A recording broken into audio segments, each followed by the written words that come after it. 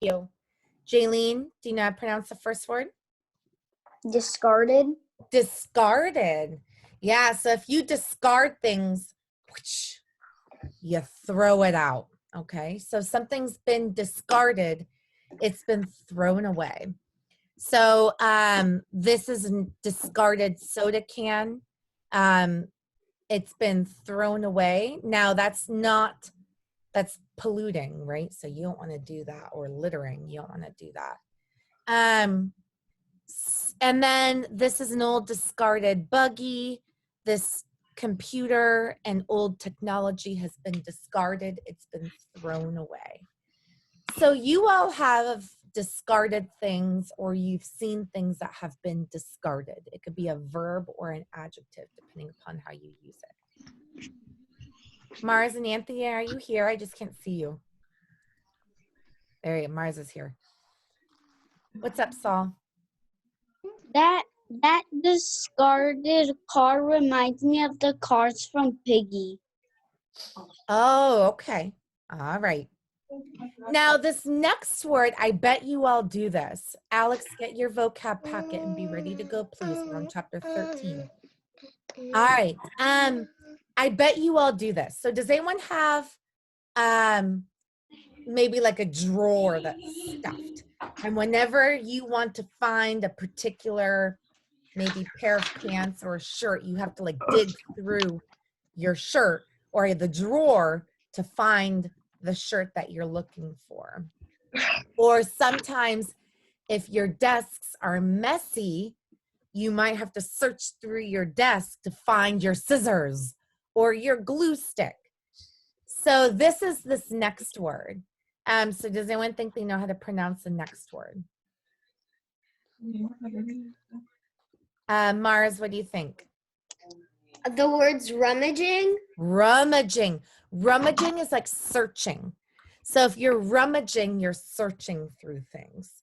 But you might be searching through things that are disorganized. So this is what I was talking about. And I definitely have a drawer like this in my house. Where I have to rummage through it to find what I'm looking for. Or this man is at the dump and he's rummaging through the dump to find, I don't know, a particular item. So if you're rummaging, you're searching, and you might often be searching through things that are a little bit disorganized. So have you all rummaged before? Yeah. Yeah. I don't know why the kitty's rummaging, but the dump. Yep. So Templeton likes to go to the dump. All right. Now this next word. Does anyone think they know how to pronounce the next word?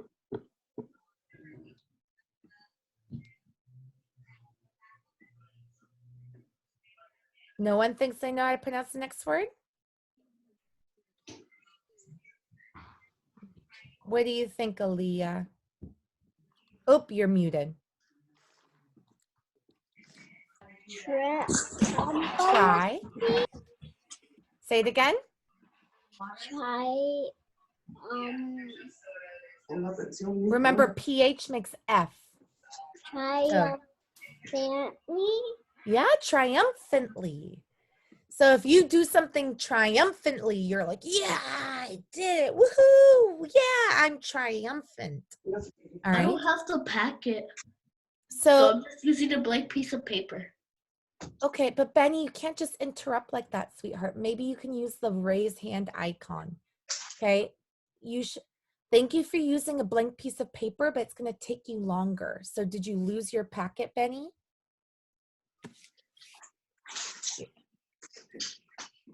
What? Did you lose your packet? I don't remember. It was just I think it was in my box where I put all my papers, but I didn't want to look for it because I was being Yeah, late. because the blank piece of paper is not going to work in the long term. Okay. Organization is important. Yeah, so if you're being, Brooklyn, did you raise your hand? No? Okay. So if you're doing something triumphantly, you're doing something excitingly because you were successful. Like this man, he won a race, so he's raising his arms triumphantly. This woman won a gold medal, so she's raising her arms triumphantly. Yeah, so you might cheer triumphantly. Or Obama maybe is at like a rally, and so people are cheering him on triumphantly. All right. So have you all ever acted triumphantly? Like you've jumped around or run around because you've won. Alex, do you see where we are, kiddo? Uh-huh. Okay. So to do something excitedly because you were successful. Aaliyah, you really finished this already? Oh, all right. You're moving fast. Penny, are you here? Oh, there you go. Okay. I just saw the Golden Gate Bridge.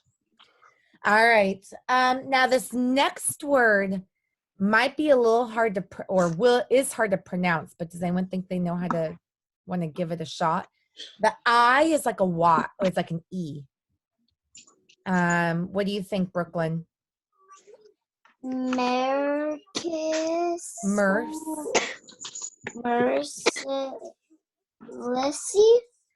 Mercilessly. Yeah. So can you say that word with me? It's Mercilessly. mercilessly. And if you're doing something mercilessly, you're doing something in an evil way. Cool. So in an evil way. Or in like a cruel way. So this man, he has dollar signs in his eyeballs because he might behave mercilessly, or he might behave in an evil way, because all he thinks about is the money.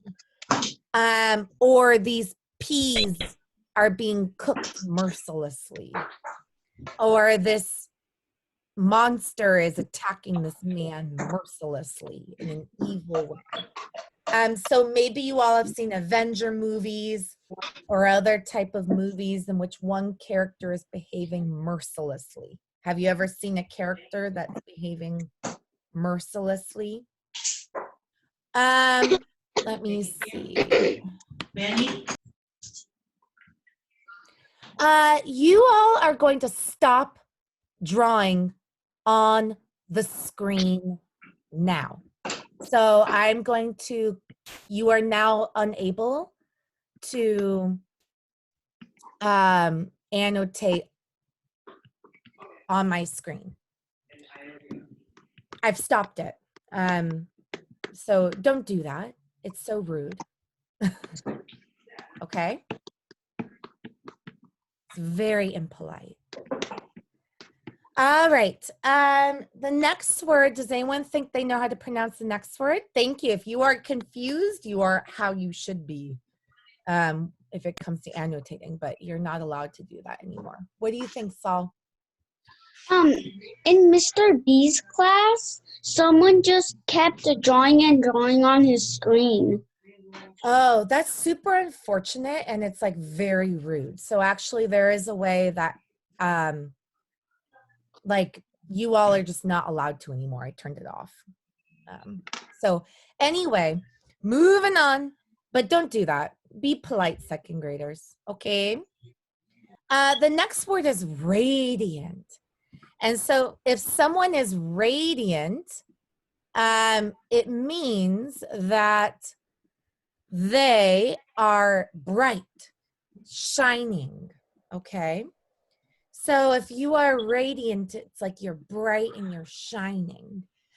So someone might be so happy that they seem to be radiant. They just seem to be shining. And maybe if someone is so happy they seem radiant, it's almost like all eyes turn on them. Or yeah, so they have radiant smiles on their faces, or the sun is radiant, the sun is shining. Okay, so if I'm going to draw something for radiant, I might draw a big smile and like the sun. Okay.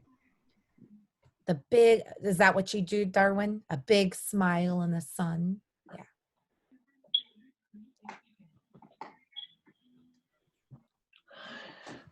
All right. Now this next word, it's like this. Float. Do you think you know how to pronounce the next word? Oh, thrashing. Thrashing. So sometimes if maybe you've woken up in the morning and your bed sheets are all over the place, and maybe you had a nightmare in the middle of the night, you might have been thrashing in your bed. Okay. So if you are thrashing, you're moving in an out of control way. So you're like this man might be thrashing in his bed. He's moving like this all over the place. Oh, I'm sorry, Jax, if your computer glitched. Or this fish, maybe he's hooked. And so he's thrashing and trying to escape. This alligator's thrashing out of the water trying to catch an animal. But certainly this fish is thrashing. He's trying not to get eaten by the alligator. And so he's thrashing, trying to escape. So has anyone ever woken up, maybe think that they flashed or been thrashing in the middle of the night, maybe because of a nightmare, or you're uncomfortable and you wake up and your bed is like this?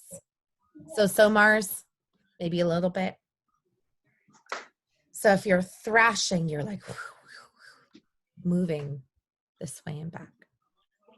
What's up, Georgette? Oh, well, so today when I woke up, I didn't have like a nightmare, but when I woke up, my sheets were like everywhere. They were like off under the bed. Oh, On that's silly. one side right in my bed, right behind here, it's just like everywhere. Yeah, so kiddos, I know, Darwin, you might be a little sleepy, but if you went to bed super late, you might need to start going to bed a little bit earlier, kiddo. Okay?